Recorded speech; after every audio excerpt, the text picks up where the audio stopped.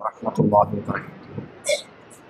إن الحمد لله نحمده ونستعينه ونستغفره ونعوذ بالله من شرور أنفسنا وسيئات أعمالنا. من يهده الله فلا مضل له ومن يضلل فلا هادي له. وأشهد أن لا إله إلا الله وحده لا شريك له وأشهد أن محمدا عبده ورسوله أما بعد. يا أيها الذين آمنوا اتقوا الله حق تقاته ولا تموتن إلا وأنتم مسلمون. فإن أصدق الحديث كتاب الله وخير الهدي هدي محمد صلى الله عليه وسلم وشر الأمور محدثاتها وكل محدثة بدعة وكل بدعة ضلالة وكل ضلالة في النار. எல்லாம் வல்ல அல்லாஹுவின் நல்லடியார்களே, சகோதரிகளே, தாய்மார்களே, அல்லாஹுடைய அருளால் இன்னும் ஒரு ரமலானுடைய 10 நாட்கள் தான் எஞ்சி இருக்கிறது. ரமலானை கிட்டத்தட்ட நாம் நிறைவு செய்துவிட்டோம். சொர்க்கத்தின் வாசல்கள் இன்னும் நமக்காக திறக்கப்பட்டிருக்கிறது. அல்லாஹ்வுடைய அழைப்பு.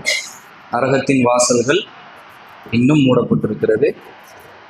அதற்கு தகுதியானவர்களாக, அல்லாஹ்விடத்தில் மன்னிப்பை பெற்றவர்களாக எஞ்சி இருக்கின்ற இந்த காலங்களையும் நாம் பயன்படுத்தி கொள்ள வேண்டும். அல்லாஹ் அதற்கு அருள் புரிவானாக.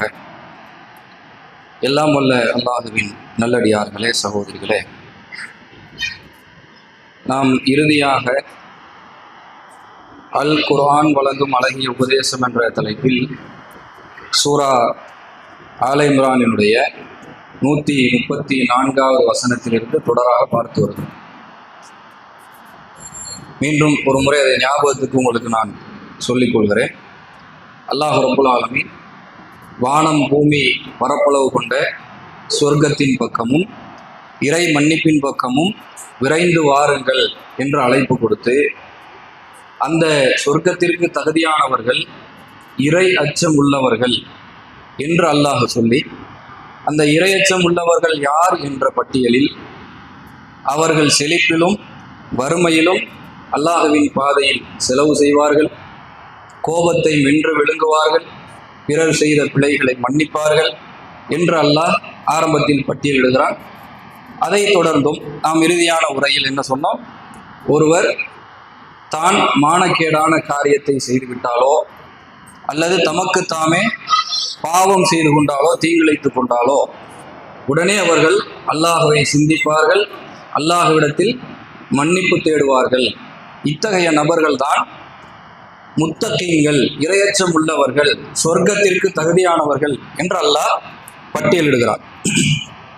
இந்த எல்லா அம்சங்களையும் அல்லாஹ் முடித்துவிட்டு கடைசியாக மீண்டும் மனிதர்களை நோக்கி அல்லாஹ் பேசுகிறான். உலாயிக ஜஸாஉஹும் மக்ஃபிரத்தும் மிர் ரப்பிஹிம் வ ஜன்னாத். இத்தகைய மனிதர்களுக்குத்தான், மேலே சொன்னல, இத்தகைய பண்புகளை சுமந்த மனிதர்களுக்குத்தான் அல்லாஹுடைய மன்னிப்பும் சொர்க்கமும் இருக்கிறது. ஆரம்ப வசனத்தை எடுத்தா அதுலேயும் அல்லாஹ் எப்படி அழைப்பு கொடுக்கிறான்? அல்லாஹுடைய மன்னிப்பின் பக்கமும் வானம் பூமி போன்ற பரப்பளவு கொண்ட சொர்க்கத்தின் பக்கமும் நீங்க வாருங்க என்று அங்கும் அல்லாஹ் சொல்கிறான். சொல்லிவிட்டு இடையில் என்னென்ன பண்புகள் உங்களிடத்தில் இருந்தால் இதை அடைந்து கொள்ளலாம் என்று அல்லாஹ் குறிப்பிட்டு விட்டு இதெல்லாம் சொல்லிட்டு மறுபடியும் அல்லாஹ் சொல்றான். அப்ப என்ன உறுதிப்படுத்துகிறான்? அது நிச்சயமாக அந்த இரையச்சம் உள்ள மக்களுக்கு உண்டு. அல்லாஹ்வுடைய இத்தகைய மக்களுக்குத்தான் அல்லாஹுடைய மன்னிப்பும் சொர்க்கமும் உண்டு. தஜ்ரி மின் தஹ்திஹல் அன்ஹார். அந்த சொர்க்கத்தின் கீழ் பகுதியில ஆறுகள் ஓடும் என்று அல்லாஹ் பேசுகிறான். எக்கோ அடிக்கிறது, எக்கோ பிரச்சனை. தொடர்ந்து அல்லாஹ் பேசுகிறான். காலிதீன ஃபீஹா. அந்த சொர்க்கத்தில் அவர்கள் நிரந்தரமாக இருப்பார்கள். வன்னிஅம அஜ்ருல் ஆமினீன். இத்தகைய நன்மை செய்யக்கூடிய மக்களின் கூலி இவ்வாறு தான் மிக சிறந்ததாக இருக்கும் என்று அல்லாஹ் பதிவு செய்கிறான். அன்புள்ள சகோதரிகளே, இப்ப நாம் செய்கிற எல்லா அமல்கள் அல்லது எல்லா வகையான இறை கட்டுப்பாடுகள் எல்லாவற்றின் பின்னணியிலும் இறைவன் நமக்கு வாக்களிக்கின்ற ஒரு அம்சம் இருக்கிறது. அதுதான் சொர்க்கம், இல்லையா? நம்ம இன்னைக்கு இங்க உட்கார்ந்து இருக்கிறோம். என்ன காரணம்? ஏதாவது உலக லாபம் இருக்கா? வேற நோக்கத்துக்காக இங்கே உட்கார்ந்துருக்கிறோமா? இங்கே நாம் தொழுவதும் இறை நினைவில் நாம் அமர்ந்திருப்பதும் என்ன காரணத்துக்கு?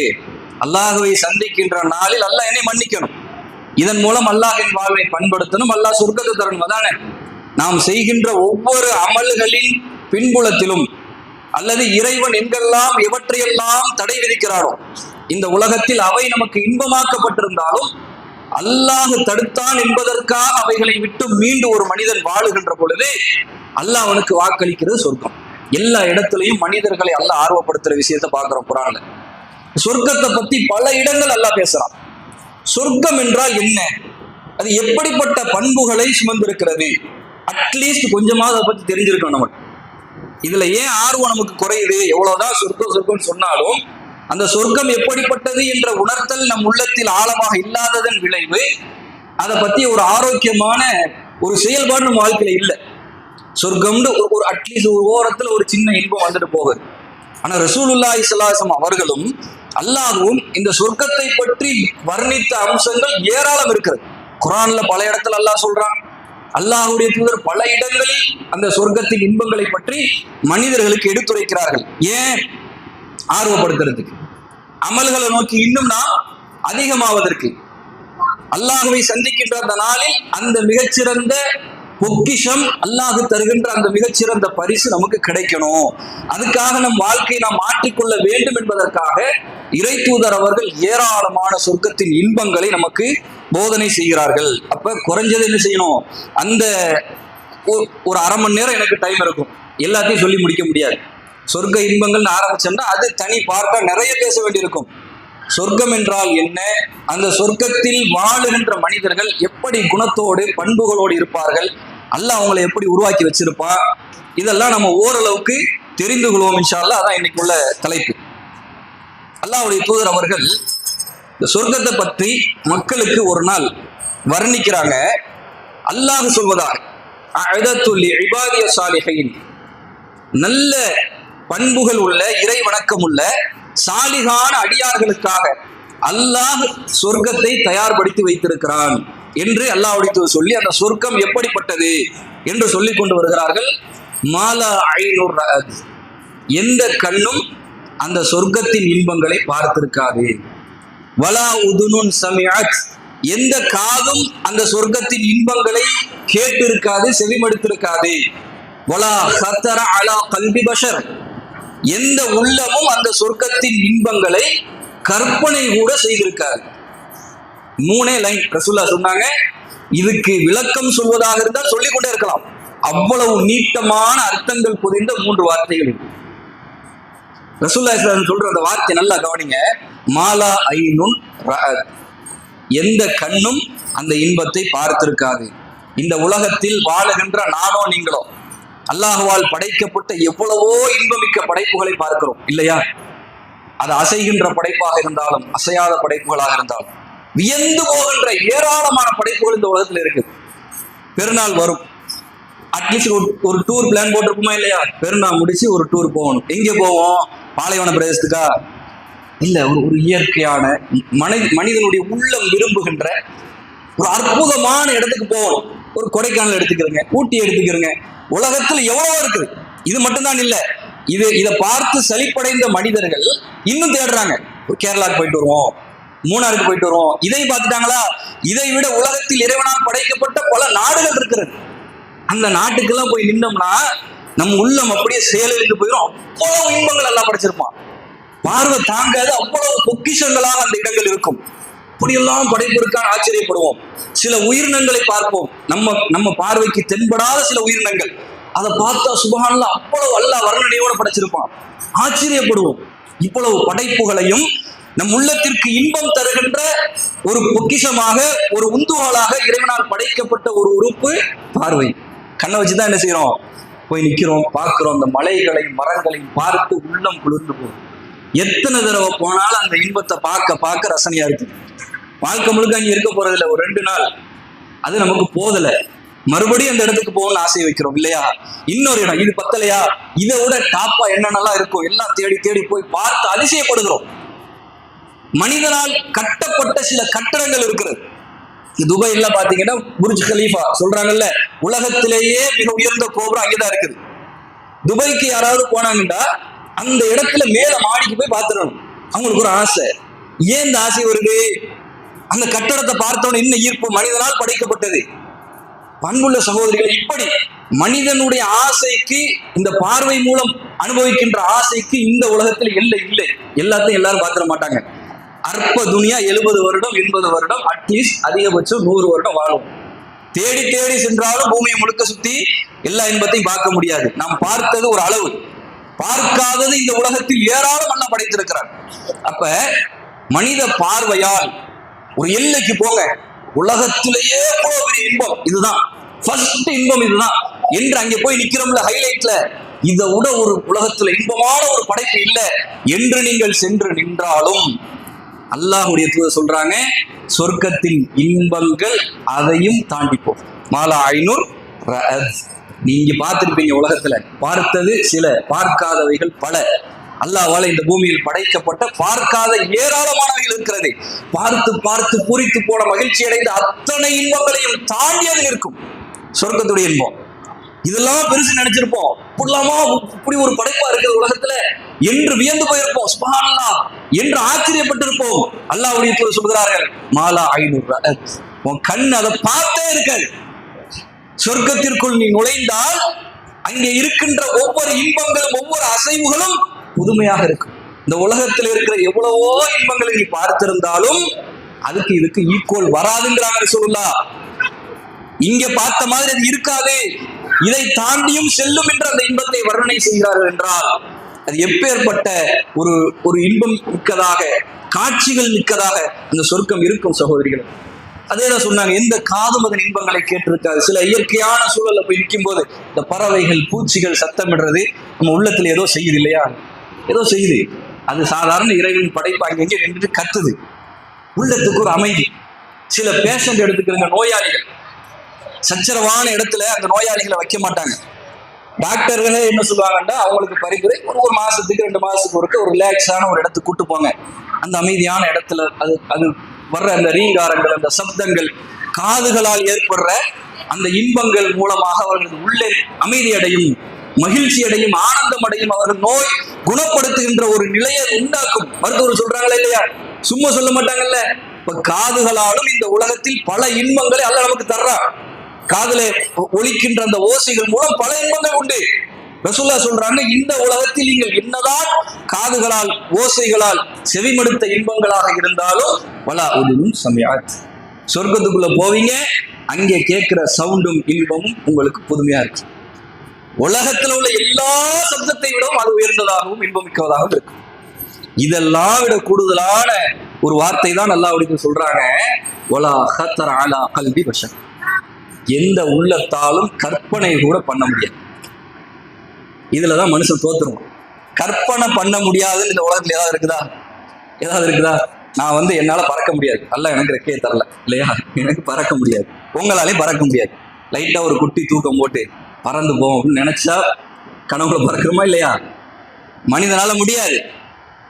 கற்பனையில் என்ன செய்யலாம்? எது முடியாத அதை கொண்டு வர முடியும். கற்பனை திறன் அப்படித்தான். நம்ம ஆக ஏழையா இருப்போம், இந்த உலகத்திலேயே பெரிய பந்தாவான ஒரு பணக்காரனா போவோம்னு நினைக்கிறோம். நினைப்புல அது வரும், வாழ்க்கையில் அது வருதோ இல்லையோ, தூங்குனா கனவுல அது வந்துடும். இல்ல உலகத்திலேயே யூசுப் அலைஹிஸ்ஸலாம் மாதிரி நான் தான் அழகா இருக்கணும், பெண்களுக்கு இந்த சிந்தனை வரும் இல்ல, அழகான ஒரு கேரக்டரா நம்ம இருக்கணும், அழகான முகம் உள்ளவங்களா இருக்கணும் அப்படின்னு பெண்களுக்கு ஆசை வருது. உலகத்திலேயே நான் தான் அழகா இருக்கணும், யாராலே முடியாது, அல்லாஹ் படைச்சு யூசுப் மட்டும்தான். அந்த சிந்தனை கனவுல வந்துடும். உள்ளத்தால ஒருத்தர் நினைக்கிறார் என்றால் உள்ளத்தால் அதை செயல்படுத்த முடியும். உள்ளத்தால் கொண்டு வர முடியாத சிந்தனைகள் என்று இந்த உலகத்தில் எதுவுமே இல்லை. நீங்க என்னென்னலாம் நினைக்கணும் செய்யணும் நினைக்கிறீங்களோ உள்ளத்தில் அதை கொண்டு வர முடியும். அதுக்கு பேர் தான் கற்பனை. கற்பனை தான் நிதர்சனத்துக்கு வர இல்லையா? கற்பனைக்கும் நிதர்சனத்துக்கும் தூரம். எதெல்லாம் கற்பனைன்னு சொல்றோமோ அது நிதர்சனமாக. அப்ப கற்பனையை ஒரு மனிதனால் இந்த உலகத்தில் செய்ய முடியும். எதெல்லாம் மனிதனால செய்ய முடியாது என்று நாம் நினைக்கிறோமோ கற்பனையில கொண்டு வரலாம். அல்லாஹ்வுடைய சொல்றாங்க, வலா ஹத்தர அலா கல்பி பஷர். சொர்க்கத்துடைய இன்பங்களை உங்க கற்பனைக்கு கூட நீங்க கொண்டு வர முடியாதுங்கிறாங்க அல்லாஹ்வுடைய தூதர். யோசிச்சு பாருங்க, ஒரு லிமிட்டா தான் சொர்க்கத்தை நம்ம தெரிஞ்சுக்கலாம். கற்பனை கொண்டு வர முடியும். இப்படித்தான் இருக்குமோ அப்படிதான் இருக்குமோ, நமக்கு அதுக்கு அறிவு இல்லைன்ட்டாங்க ரசூலுல்லாஹ். அது கிடையாது. அது அல்லாஹ் மறைச்சு வச்சிருக்கிறான். நரகத்தை பற்றி பட்டியலிட்டார்கள் அல்லாஹ்வுடைய. இப்படி இருக்கும், இப்படி சப்தமிடும், இவ்வளவு ஜுவாலை அதில் இருக்கும், அதனுடைய வெட்கை இப்படி இருக்கும், தோள்களை இப்படி எல்லாத்தையும் ரசூலுல்லாஹ் பட்டியலிட்டாங்க. நரகத்தை பத்தி டாப் டு பாட்டம் வரைக்கும் எல்லாம் தெரியும். அதெல்லாம் வெளிப்படையாக சொல்லப்பட்டது. ஆனால் சொர்க்கத்தின் இன்பங்கள் எல்லாம் மறைக்கிறான். ஏன்? தன் அடியார்கள் அங்கே உள்ள போய் என்ட்ரி ஆகும்போது அவன் அடைகிற ஆனந்தம் அல்லாஹ்வுக்கு வேணும். அதனுடைய இன்பம், அந்த மகிழ்ச்சியை அவன் பார்த்து ரசிக்கின்ற அந்த ஆனந்தத்தை இறைவன் விரும்புகிறான்.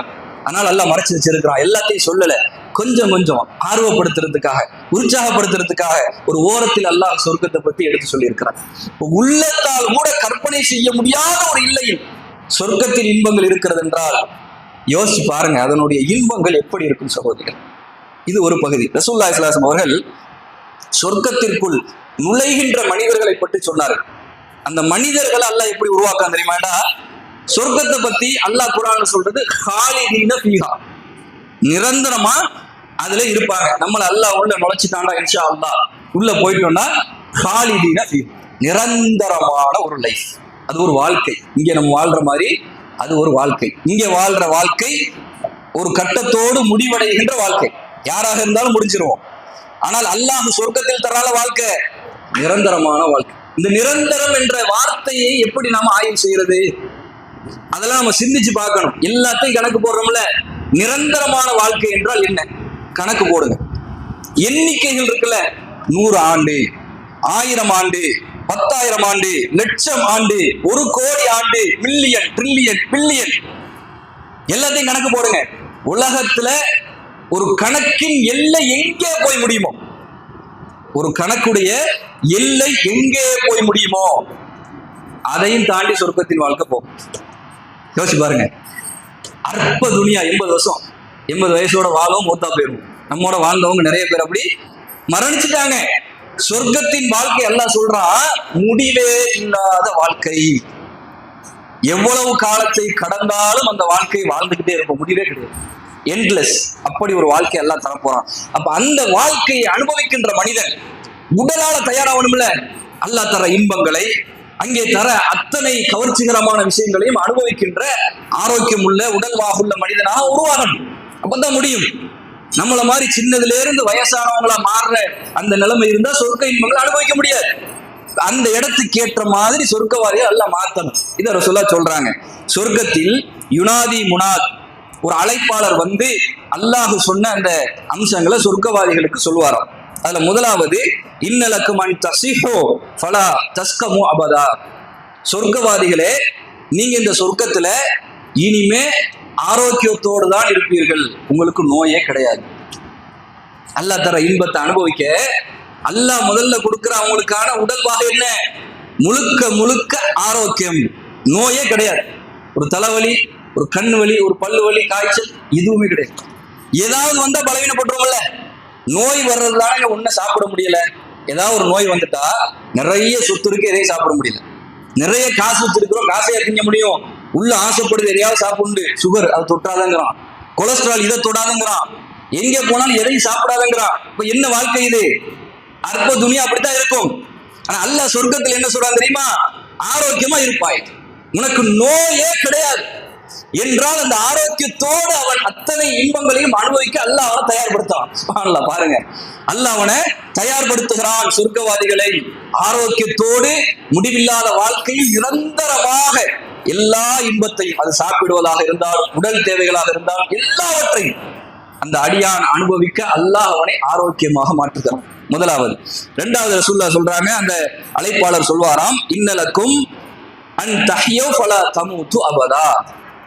சொர்க்கவாதிகளே, இனிமே இந்த சொர்க்கத்தில் நீங்க உயிரோடு தான் இருப்பீர்கள், மரணிக்க மாட்டீர்கள். பிரிவே கிடையாது, மரணம்ங்கிற ஒன்றே கிடையாது. எல்லா நாளும் ஹயாத்தா இருக்க போறோம். மறுமையில இந்த செய்தியை புரியறதுக்காக ரசூலுல்லாஹி ஸல்லல்லாஹு அலைஹி வஸல்லம் சொல்றாங்க, மறுமையில அல்லாஹ் ரப்புல் ஆலமீன் சொர்க்கவாதிகளையும் நரகவாதிகளையும் அழைப்பானாம். அழைத்து சொர்க்கவாதிகளை பார்த்து கேட்பானா, ஒரு ஆடு மாதிரி ஒரு உயிரினத்தை கொண்டு வந்து அந்த சொர்க்கவாதிகளை பார்த்து கேட்பானா, இது என்னன்னு தெரியுதா? சொர்க்கவாதிகள் சொல்வார்களாம், அது எங்களுடைய உயிர், ரூஹ். அல்ல அந்த மாதிரி ஒரு அமைப்புல இங்க கொண்டு வந்திருப்பான். அவங்க அதை அடையாளம் கண்டு கொள்வார்கள். நரகவாதிகளையும் அழைத்து இது என்னன்னு தெரியுதான்னு கேட்பானாம். நரகவாதிகளும் அது எங்களுடைய உயிர் என்று சொல்வார்கள். மறுமையில் நடக்குது, மறுமையில விசாரணை நாட்கள் நடக்கிற விஷயம். சொன்ன உடனே அங்கே வந்த அழைப்பாளரை வைத்து அல்லாஹ் ரப்பல் ஆலமீன் சொர்க்கவாதிகளும் நரகவாதிகளும் பார்த்து கொண்டிருக்க அந்த ஆட்டை அறுத்து கொலை செய்து விடுவார்கள். அறுத்துட்டு அவங்க சொல்லுவாங்களா, சொர்க்கவாதிகளை அறிந்து கொள்ளுங்கள், உங்களுடைய மரணத்திற்கு இன்றைய நாள் மரணம் கொடுக்கப்பட்டது, இனிமே உங்களுக்கு மௌத்தே கிடையாது. நரகவாதிகளை பார்த்தும் அந்த அழைப்பாளர் சொல்வாராம், உங்கள் மரணத்திற்கும் இன்றைய நாள் மரணம் கொடுக்கப்பட்டது, இனி உங்களுக்கு மரணம் கிடையாது. நரகத்தில் இருக்கிறீங்களா, நீங்களும் ஹயாத்தா தான் இருப்பீங்க, மௌத்தே கிடையாது. தண்டனை முழுக்க அது எண்டில்லாத வாழ்க்கையில தண்டனை அனுபவித்துக் கொண்டே இருப்பீர்கள், மரணம் கிடையாது. சொர்க்கத்திலும் அது என்று அந்த அழைப்பாளர் சொல்வார் என்று அல்லாஹ் சொன்னாங்களே, அதை ரசூலுல்லாஹி சொல்றாங்க. சொர்க்கத்துக்குள்ள போயிட்டா மரணமே கிடையாது, மரணம் இல்லாமல் அவர்கள் என்றென்றும் உயிரோடு இருப்பார்கள் என்று அல்லாஹ் சொல்றாங்க. அதே மாதிரி ரசூலுல்லாஹ் மேலும் சொல்கிறார்கள், இன்னலக்கும் அன் தஷிப்பு ஃபலா தஹரமு அபதா, அந்த சொர்க்கவாதிகளாக இருக்கக்கூடியவர்கள் என்றென்றும் டீனேஜா இருப்பாங்க, இளமையாக இருப்பார்கள், முதுமையே அவங்களுக்கு கிடையாது. இதுதான் மனிதன் நிறைய ஆசைப்படுற விஷயம் இல்லையா? ஒரு போட்டோகிராஃப் எடுக்க போறோம், எங்கேயாவது ஒரு இடத்துல போய் ஒரு போட்டோ எடுத்து மூஞ்சி சரியில்லைன்னா முன்னும் ஒரு போட்டோ எடுப்போம். ஏன் எடுக்கிறோம்? நம்ம மூஞ்சி அப்படித்தான் இருக்குது, அங்கே இப்படி இருக்குது, இப்படி சுருங்கி போயிருக்குது, அங்கே டாட் வந்துச்சு, இதை சரி பண்ணுங்க, போட்டோஷாப்ல உட்காந்து சரி பண்ணி காட்டியாச்சு, நல்லா பிரகாசமா இருக்கு. நம்ம மூஞ்சி அப்படி மாறலையே, போட்டோ தான் மாறும் இல்லையா? நம்ம ஏஜ் மாற மாற, இளமை பருவம் மாற மாற அது போகும். அதை விரும்ப போய் தானே போட்டோ சரி பண்றோம்.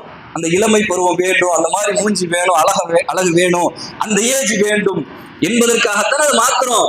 இது மனித இயல்பில் உள்ளது, யதார்த்தத்தில் உள்ளது. அப்ப சொர்க்கத்தில் அல்லாஹ் சொல்றான், அங்கே முதுமையே கிடையாது, நீ வயசாகவே மாட்டாய். நீ வயதான ஆளாக இருந்து மரணித்திருந்தாலும் சொர்க்கவாதியாக இருந்தால் அல்லாஹ் உன்னை இளமையாக மாற்றிவிடுவான். சொர்க்கத்துல என்ன எல்லா நாளும் இளமையோடு இருப்பார்கள். ஏன் இளமையை சொல்றாங்க ரசூலுல்லாஹ்? ஒரு முதியவருக்கு எல்லா இன்பத்தையும் அனுபவிக்க முடியாது.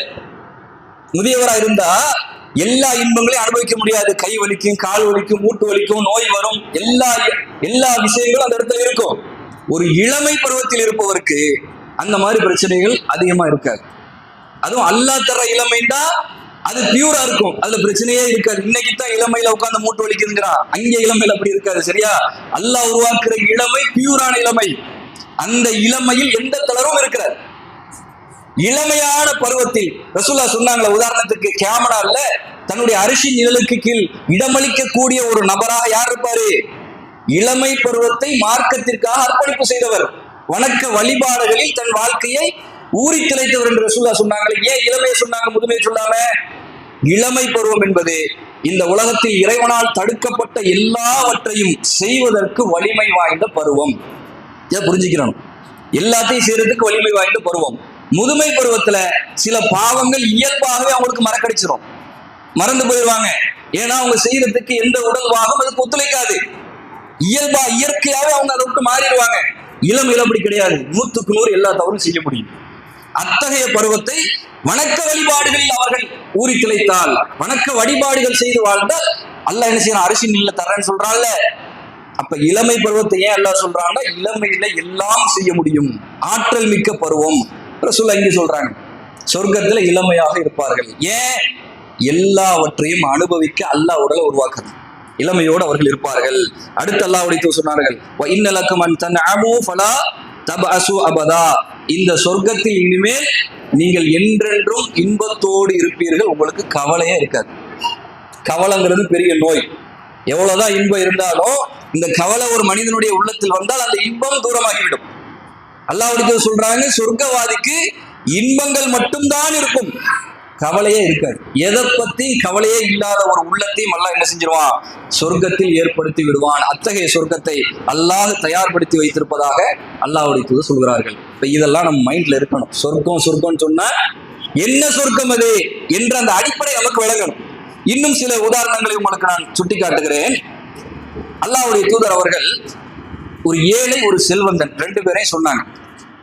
ஒரு செல்வந்தனை அழைத்து, அந்த செல்வந்தன் இந்த உலகத்துல அவனை மாதிரி யாருமே இன்பத்தை அனுபவித்திருக்க முடியாது, அவ்வளவு இன்பத்தோடு வாழ்ந்த ஒரு செல்வந்தன், இந்த ஹதீஸ்ல வரும்.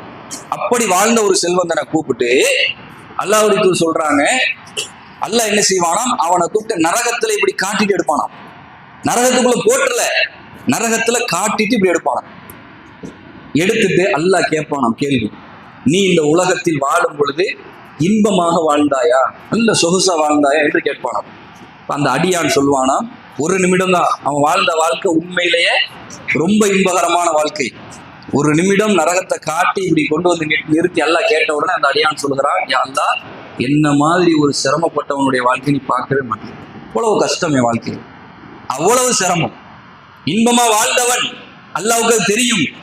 ஏன் அவன் மைண்டு மாறுது? அதை விட பயங்கரமான ஒரு கொடூர நரகத்தை அல்லாஹ் காட்டிட்டான் கண்ணுக்கு முன்னாடி.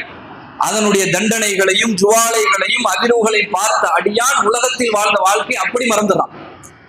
இதை ரசூலுல்லாஹ் சொன்னாங்க. அதே மாதிரி ஒரு ஏழை, அவன் தான் இந்த உலகத்தில் ஆக ஒரு கீழான ஒரு வாழ்க்கை வாழ்ந்திருக்கிறான், ரொம்ப வறுமையான வாழ்க்கை வாழ்ந்திருக்கிறான். அந்த ஏழையை, அந்த துன்பத்தில் வாழ்ந்த அடியானை அல்லாஹ் எடுத்து சொர்க்கத்துல இப்படி காட்டிட்டு எடுப்பானான். அவனை கூப்பிட்டு அல்லாஹ் கேட்பானா, நீ எப்படி வாழ்ந்தாய் உலகத்துல? அந்த அடியானுடைய உலகத்தின் வாழ்க்கை எல்லாம் மறந்துருச்சு, சொர்க்கத்தை பார்த்துட்டான். அந்த இன்பங்களை பார்த்த அந்த அடியான் சொல்வானாம், யா அல்லாஹ், என்ன மாதிரி இன்பமாக வாழ்ந்த ஒருவனை நீ காண மாட்டாய், அவ்வளவு இன்பமாக உலகத்தில் நான் வாழ்ந்தேன் என்று அந்த அடியான் சொல்வான் என்று ரசூலுல்லாஹி ஸல்லல்லாஹு அலைஹி வஸல்லம் சொன்னார்கள். ஒரு செகண்டு நம்ம உலக வாழ்க்கையே மறக்கடிக்கின்ற இன்பம் மிகுந்ததாக சொர்க்கம் இருக்கும். யோசிச்சு பாருங்க. அதை ஒப்பனை செய்யறாங்க ரசூலுல்லாஹ். உலகத்திலேயே ரொம்ப கஷ்டமான வாழ்க்கை வாழ்ந்த ஒருத்தனை சொர்க்க வாசல் இப்படி அல்லாஹ் காட்டிட்டு எடுக்கிறான். அந்த அந்த திசையை நோக்கி பார்த்த அடியான் உலகத்தின் எல்லா கஷ்டங்களையும் எல்லா துன்பங்களையும் மறந்து விடுகிறான் என்றால் அந்த சொர்க்கத்தின் இன்பங்கள் எப்படி இருக்கும்? இதெல்லாம் கற்பனை பண்ண சொல்றாங்க ரசூலுல்லாஹ். யோசிப்பா, இதெல்லாம் யோசிச்சு பார்க்கணும். இது ஒன்று. அடுத்தது ரசூலுல்லாஹி ஸல்லல்லாஹு அலைஹி வஸல்லம் சொல்றாங்க, அந்த சூழல், சொர்க்கத்தினுடைய சூழல் குறித்து சொல்றாங்க.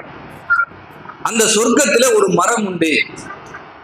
அந்த மரத்தினுடைய நிழல் பற்றி அல்லாஹ்வுடைய சொல்றாங்க. ஒரு நல்ல வாட்ட சாட்டமான குதிரை இருக்கு, நல்ல ஓட்டத்திற்காக பயிற்றுவிக்கப்பட்ட ஒரு குதிரை. அந்த குதிரை மீது ஏறி ஒருவன் இந்த ஒரு மரத்தின் நிழலை 100 ஆண்டுகள் கடக்கிறான் என்றாலும் அதை கடந்து செல்ல முடியாது என்றார்கள் அல்லாஹ்வுடைய தூதர். ஒரே ஒரு மரம், சொர்க்கத்துல ஒரே ஒரு மரம், அந்த மரத்தின் நிழலை 100 ஆண்டுகள் வேகமாக ஓடக்கூடிய பயிற்றுவிக்கப்பட்ட ஒரு குதிரை மூலம் ஒரு அடியான் 100 ஆண்டு கடந்து போகிறான் என்றாலும் அந்த ஒரு மரத்தின் நிழலை அவன் தாண்ட முடியாது என்றார்கள் அல்லாஹ்வுடைய தூதர். அப்பண்டா அந்த ஒரு மரம் மட்டும்தான் சொர்க்கத்தில் இருக்குன்னு அர்த்தம் அல்ல. சொர்க்கத்தில் அது மாதிரி பல மரங்கள் இருக்கும். யோசிச்சு பாருங்க எப்படி இருக்கும்.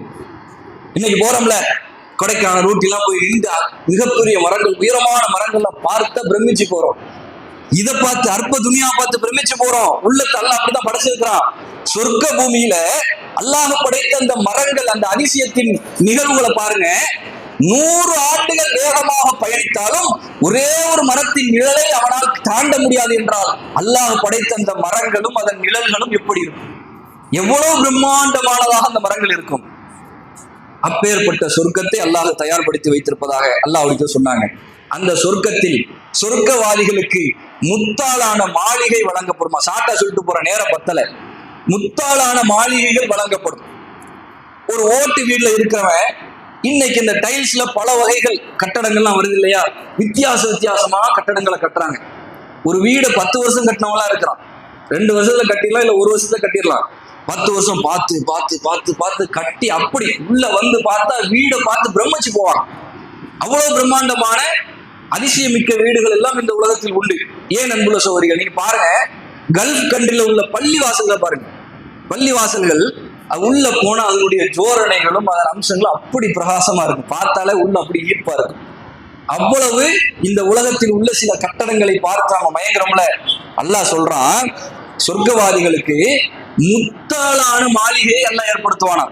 டைல்ஸ் அல்ல, முத்துக்கள், முத்துக்களாலேயே ஒரு மாளிகை ஏற்படுத்தியிருப்பானா. அந்த மாளிகை எப்படி சொல்றாங்கண்டா, அதனுடைய உயரம் இங்கேருந்து மேல பார்த்தோம்னா அந்த ஒரு மாளிகையினுடைய உயரம் 60 முழம் இருக்குமா. 60 முழம்டா கிட்டத்தட்ட 100 கிலோமீட்டர். 60 முழம் அந்த 60 மைல்கள், 60 மைல்கள் தான் கிட்டத்தட்ட 100 கிலோமீட்டர். இங்கேருந்து மதுரை தூரம் போறோம்ல, 108 மதுரை கிலோமீட்டர். இங்கேருந்து மதுரை தூரம் போற அளவுக்கு ஒரு அடியானுக்கு அல்ல ஏற்படுத்துற அந்த முத்தாலான மாளிகையின் உயரம் மேல பாருங்க எப்படி இருக்கும். மதுரை அளவுக்கு உயரம் அல்ல மேல வச்சிருக்கிறான்டா. அது மாதிரி ஒரு கட்டடத்தை உலகத்துல பார்த்திருப்போமா? அதுவும் முத்துக்களால் அல்ல அதை வர்ணிச்சிருப்பான், கட்டி இருப்பான். சுப்ஹானல்லாஹ். அப்படி ஒரு இடம் அங்கே கிடைக்கும் சொர்க்கவாதிகளுக்கு என்று அல்லாஹ்வுடைய சொல்றாங்க. இன்னும் ஒரு மாளிகை அல்லாஹ் கொடுப்பானாம். அந்த மாளிகை எப்படி இருக்குமா?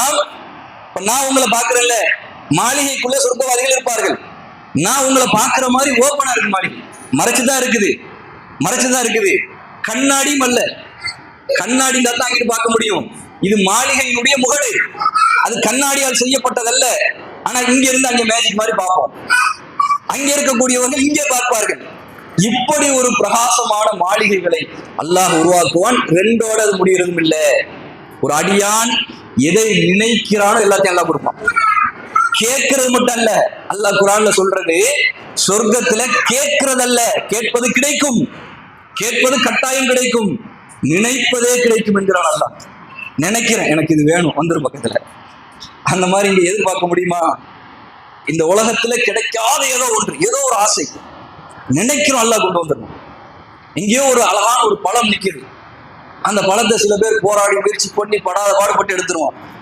அது சும்மா அனாமத்தா நிக்கிற பழங்களா இருக்கும். நம்ம உள்ள ஆசைப்படும், இவ்வளவு தூரத்துல நிக்கிது, பக்கத்துல இருந்தா பறிச்சு நிக்கலாமே என்று ஆசைப்படுவோம். ஆனா அது சாப்பிட முடியாது, ரொம்ப தூரத்துல இருக்கும். கை கெட்டினது வாய் கிட்டாதுவாங்கல்ல, இங்க அதல்ல. வாய் கெட்டினது கைக்கு கெட்டல, அங்க இருக்குது, கைக்கு கிடைக்கல, போயிடுவோம் கவலையோட.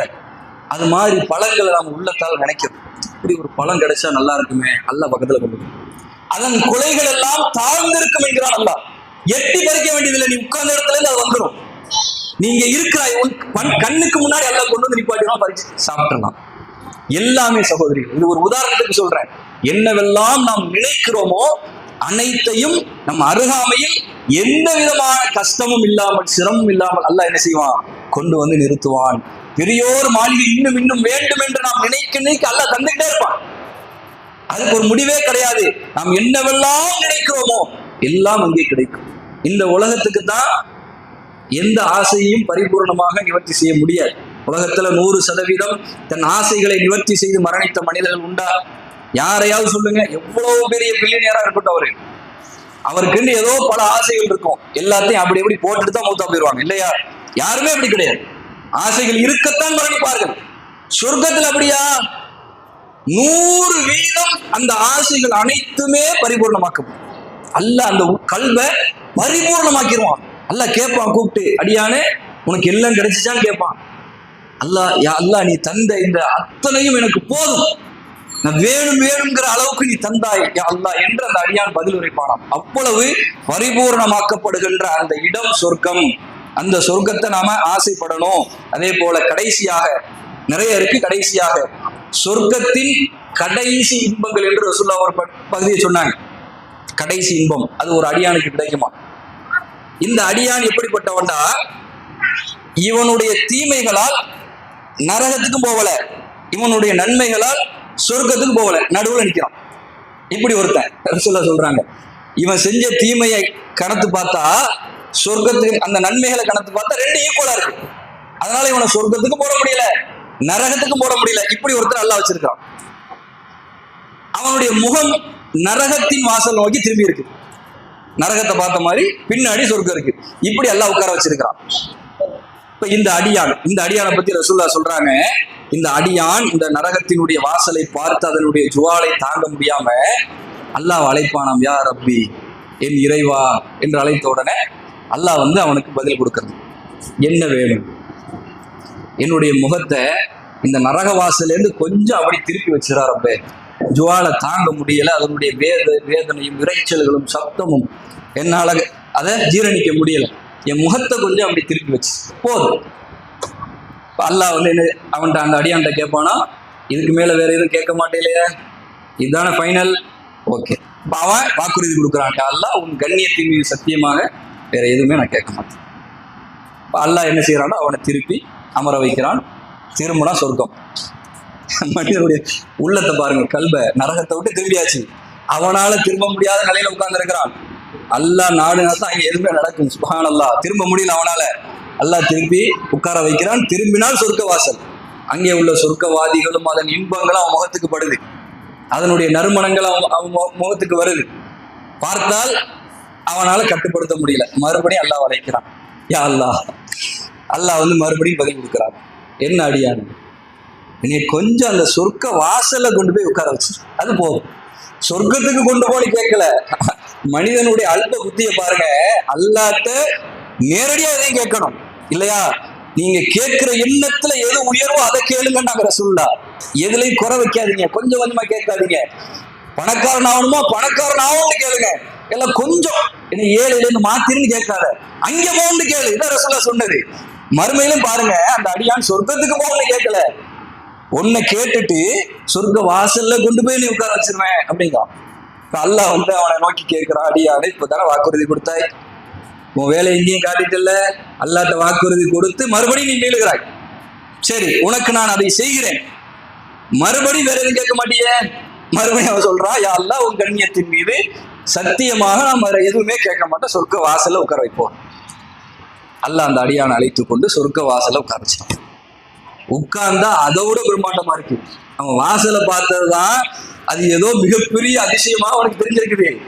வாசலுக்கு பக்கத்துல போய் உட்கார்ந்தா அது ஒரு தனி ஒரு உலகம். பார்த்து உடஞ்சு போயிட்டான், வியந்து போயிட்டான். அதை பார்த்தா உள்ள போகணும்ல. அவன் கல்பு போராடுது, யா அல்லாஹ்னு மர அழைக்கிறான். அல்லாஹ் மறுபடியும் அவனுக்கு பதில் கொடுக்கிறான். அல்லாஹ்வுடைய கருணையை பாருங்கள் சகோதரி. மனிதனுக்கு வாக்கு மீறுதல் என்பது வேற. அல்லாஹ்ட்ட எடுக்கிற அந்த ஒப்பந்தத்துல ஒரு அடியான் வாக்கு மீறும் பொழுது அல்லாஹ் மன்னிக்கிறான் அந்த அடியான். அல்லாஹ்வுடைய கருணை, அவன் கோபத்தை மிஞ்சுகிறது பாருங்க. அவன் எவ்வளவு கேட்கிறான், கேட்டு 2 முறை வாக்கு மீறிட்டான், மறுபடியும் கேட்கிறான், யா அல்லாஹ் சொர்க்கத்துக்குள்ள என்னை கொண்டு போய் விட்டுரு, வேற எதுவும் கேட்க மாட்டான்.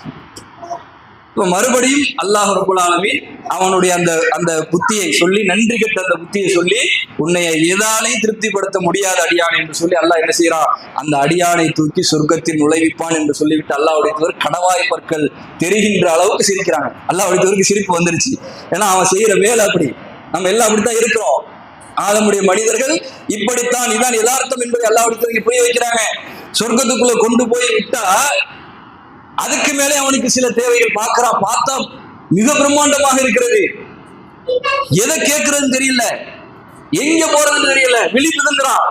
அல்லாஹ் உன்னை எதாலே திருப்திப்படுத்த முடியாது, நீ ஆசைப்படு, உன் ஆசைக்கு உள்ளதை நான் தருகிறேன் அல்லாஹ் சொல்றான். மனிதனுடைய ஆசைக்கு எல்லை இருக்குதா? ஆசைக்கு எல்லை இருக்குதாங்க? ஆதமுடைய மகனுக்கு என்ன ஆசையை சொன்னாங்க ரசூலுல்லாஹ்? ஒரு ஓடை, தங்கத்தாலான ஓடை கிடைச்சா இன்னொன்னு வேண்டு ஆசைப்படுவான். தங்கத்தாலான ஓடையில ஓடிக்கிட்டே இருக்கும் இல்லையா? அள்ளி வீட்டுல வைக்க வைக்க ஓடிக்கிட்டே தான் இருக்கும், எவ்வளவு வேண்டாம் நிரப்பலாம். அப்படி ஒரு ஓடை ஓடினாலும் ஆதமுடைய மகன் ஒண்ணுதானா, இன்னொன்னு கிடைக்காதா அப்படின்னு நினைப்பானாம். இப்ப இவன் ஆசைக்கு எல்லாம் இல்லை மனிதனுக்கு. இது வந்தா இன்னொன்னு போயிட்டே இருக்கும். அல்லாஹ் சொல்றான், உன்னுடைய உள்ளம் எதை ஆசைப்படுகிறதோ நீ ஆசைப்படு, உனக்கு நான் தருகிறேன் என்று அவனுக்கு சொன்னவுடன் அவன் என்னென்னமோ யோசித்து ஆசைப்படுறான். 100% ஆசை இருக்கும்ல, அந்த ஆசைக்கு போயிட்டான். 100% இப்படி ஆசைக்கு போயிட்டான். போய் ரப்பே, இதுக்கு மேல எனக்கு என்ன ஆசைன்னு தெரியல, இவ்வளவுதான் என் ஆசை என்று ஒரு லெவல அவன் அல்லாஹ்விடத்தில் சொன்னவுடன் அல்லாஹ் ரப்புல் ஆலமீன் அவனுடைய ஆசைக்கு பகரமாக என்ன செய்யறான் தெரியுமா? நீ எதை ஆசைப்பட்டாயோ, இப்ப மனித ஆசையின் எல்லை வந்துருச்சுன்னா யோசிச்சு பாருங்க, எவ்வளவு யோசிச்சிருப்பான். மனிதனுடைய ஆசைக்கு எல்லை வந்துருச்சு அப்படின்னா அவன் எவ்வளவு யோசிச்சிருப்பான். அத்தகைய யோசனை, எல்லையுற்ற அந்த யோசனையை, அந்த இன்பத்தை அல்லாஹ் சொல்றான், நீ எதை யோசித்தாயோ, இன்பப்படுத்தினாயோ, அந்த ஆசையை போன்று நீ யோசித்ததை போன்று 10 மடங்கு சொர்க்கத்தை உனக்கு நான் தருகிறேன். இன்னும் சில ரிவாயத்துல வருது, 70 மடங்கு சொர்க்கத்தை உனக்கு நான் தருகிறேன். அல்லாஹ் சொல்றான். இந்த இன்பம் யாருக்கு? சொர்க்கத்தில் நுழைகின்ற கடைசி மனிதர், கடைசி இன்பம். 100 இன்பம் இருக்குன்னு எக்ஸாம்பிளுக்கு சொல்றேன். 100 இன்பம் சொர்க்கத்தில் இருக்குன்னு வைங்க, 100வது கடைசி குறைந்த இன்பம். அது உள்ள போனா அது மிகப்பெரிய உலகம், சும்மா கிடையாது, ஒரு ஆளுக்குள்ள மிகப்பெரிய உலகம். அல்லாஹ் சொல்றான வர்ணனை, வானம் பூமி போன்ற பரப்பளவு கொண்ட சொர்க்கம் 70 மடங்கு. நான் யோசிச்சு பாருங்க, ஒரு அடியாளுக்கு ஒரு மிகப்பெரிய உலகத்தை அல்லாஹ் கொடுக்கிறான். அவ்வளவு பெரிய சொர்க்கத்தை கடைசி இன்பமாக ஒரு அடியானுக்கு அல்லாஹ் கொடுக்கிறான்டா. அல்லாஹ்வை அதிகம் தியானித்தவர்கள், அல்லாஹ்வுடைய அச்சத்தோடு வாழ்ந்தவர்கள், அல்லாஹ்விடத்தில் அதிகம் மன்னிப்பு தேடியவர்கள், இறைவனுக்காகவே இந்த உலகத்தில் பல தியாகங்களை செய்தவர்கள், பல ஹராமானவைகளை தம் வாழ்க்கையில் தடுத்து கொண்டவர்கள், மௌத்து வரைக்கும் இறைவனை நாடியே வாழ்ந்த மக்கள், அவங்களுக்கு அல்லாஹ் கொடுக்கிற சொர்க்கத்தை யோசிச்சு பாருங்க. சுப்ஹானல்லாஹ். அதை நம்மளால கற்பனை பண்ண முடியாது. இதுதான் ரசூலுல்லாஹ் சொல்றாங்க, நம்மளால யோசிக்க முடியாது. அந்த அடியார்களுக்காக இறைவன் அத்தகைய சொர்க்கத்தை தயார்படுத்தி வைத்திருக்கிறான். அப்ப இந்த சொர்க்கம் நமக்கு வேண்டும். இப்ப வேணும்னா இது மாதிரி பண்புகள் எல்லாம் நம் வாழ்க்கையில் வர வேண்டும் என்று இறைவன் பல கட்டளைகளை திருமறையில் நமக்கு இடம்பெற செய்கிறான். அவைகளை எல்லாம் இயன்ற மட்டும் நம் வாழ்க்கையில் பேணி நடந்து அல்லாஹ் தருகின்ற மிக உன்னதமான சிறந்த பொக்கிஷமிக்க அந்த சுவன வாழ்க்கையை எல்லோரும் அடைந்து கொள்கின்ற பாக்கியத்தை எல்லாம் உள்ள இறைவன் எனக்கும் உங்களுக்கும் தந்தல் புரிவானாக. வாஹிரு தஅவானா அல்ஹம்துலில்லாஹி ரப்பில் ஆலமீன். அஸ்ஸலாமு அலைக்கும் வரஹ்மத்துல்லாஹி வபரகாத்துஹு. சுப்ஹானக்கல்லாஹும்ம வ பிஹம்திக அஷ்ஹது அல்லா இலாஹ இல்லா அன்த அஸ்தக்ஃபிருக வ அத்தூபு இலைக்.